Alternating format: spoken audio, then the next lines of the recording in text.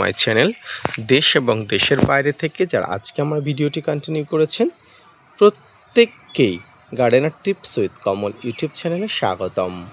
আজকের ভিডিওর আলোচনার বিষয়বস্তু হলো সবচেয়ে টক মিষ্টি ফলের মধ্যে অন্যতম একটি ফল হলো আমড়া।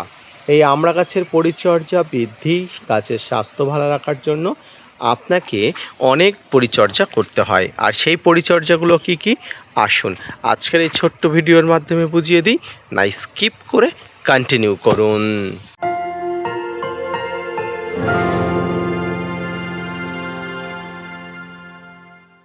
প্রিয় দর্শক এবং শ্রোতা বন্ধুরা, এই মুহূর্তে আমার ছাদ বাগানে যে গাছটি দেখতে পাচ্ছেন এটি হলো একটি মিষ্টি আমড়া প্রজাতির। এই মিষ্টি আমড়া প্রজাতির গাছটির বয়স মাত্র 2 বছর, কিন্তু গাছের স্বাস্থ্য দেখুন দেখার মতো, মনে রাখার মতো।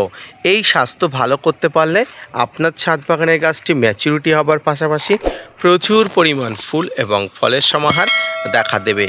তো প্রথমেই বলি, আমড়া গাছ হলো একটি পর্ণমোচী উদ্ভিদ, অর্থাৎ শীতের সময় সমস্ত পাতা ঝরে গিয়ে গাছটি কিন্তু তার সব পাতা ঝরিয়ে ফেলে ন্যাড়া অবস্থায় দাঁড়িয়ে থাকে। সেই সময় গাছগুলোর মনে হয় মারা গেছে, তবে গাছগুলোকে তখন থেকে পরিচর্যা করতে হয়। প্রথমেই আপনাকে একটা ভালো জাতের, অর্থাৎ থাই প্রজাতির ভালো জাতের একটি আমড়া গাছ নিয়ে আসতে হবে। ভালো ট্রাস্টেড নার্সারি থেকে থাই প্রজাতির আমড়া গাছ নিয়ে এসে গাছটিকে রোপণ করতে হবে। আমড়া গাছ রোপণের জন্য তেমন কোনো ভালো মাটির স্পেশাল মাটির দরকার নেই। আপনি যে এলাকাতে থাকেন, যে এলাকা থেকে বিলং করেন, সেই এলাকায় যে মাটি আছে সেই মাটিতেই কিন্তু আমড়া গাছকে রোপণ করবেন। এরপরে গাছ রোপণের পরে গাছের সঠিক পরিচর্যা, খাবার সব কিছু ঠিকভাবে দেওয়ার পরে গাছগুলো ধীরে ধীরে বড় হয়ে উঠবে। আমার ছাদ বাগানের আমড়া গাছের গোড়াটি দেখুন, গাছের স্বাস্থ্য দেখুন, অত্যন্ত ভালো এবং দেখার মতো। গাছের গোড়াতে সঠিকভাবে খাবার, জল, অত্যন্ত পুষ্টিকর সমস্ত উপাদানগুলো দেওয়ার মধ্য দিয়ে আমড়া গাছ ধীরে ধীরে বৃদ্ধি হয়।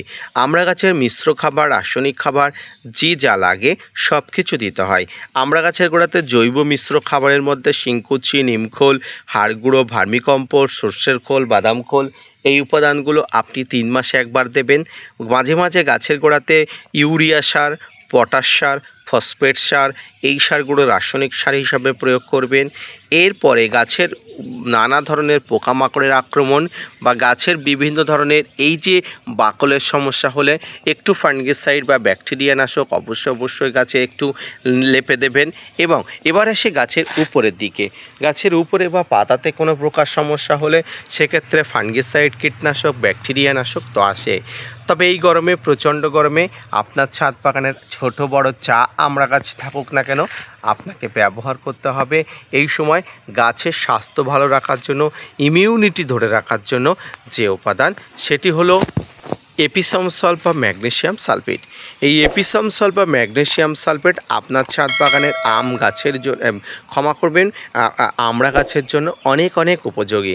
এই এপিসম সল্ট বা ম্যাগনেসিয়াম সালফেট প্রচণ্ড গরমে গাছকে ইমিউনিটি প্রদান করে, গাছগুলোর মধ্যে নানা ধরনের নিউট্রিশনের অভাব থাকলে সেগুলোকে পূরণ করে এবং এক কথায় প্রচণ্ড গ্রীষ্মে গাছগুলোকে ভালো রাখার সব ধরনের উপকরণ বা রিমেডিয়াল গাছের মধ্যে তৈরি করতে সাহায্য করে। প্রিয় দর্শক বন্ধুরা, তাই ছাদ বাগানে গরমের সময় আমড়া গাছকে সুস্থ স্বাভাবিক রাখার জন্য আপনাকে পরিচর্যা করতে হবে। আমড়া গাছে ফুল আসে কখন বা কত বছর বয়সে ফুল আসে? যে কোনো ম্যাচুরিটি গাছে 2 বছর বয়সী হলেই ফুল ফল আসে। আমার গাছটি সবেমাত্র 2 বছর বয়সী হলো, আশা করি আগামী বছর এখান থেকে ফুল বা ফলের দেখা আমি পেতে পারি। তবে থাই ভ্যারাইটির আমড়ার প্রজাতিগুলো সবচেয়ে বেস্ট প্রজাতি। থাই ভ্যারাইটির আমড়ার প্রজাতিগুলো যদি আপনি পান, নিয়ে আসবেন, এগুলোকে পরিচর্যা করলে অনেক অনেক লাভবান হবেন।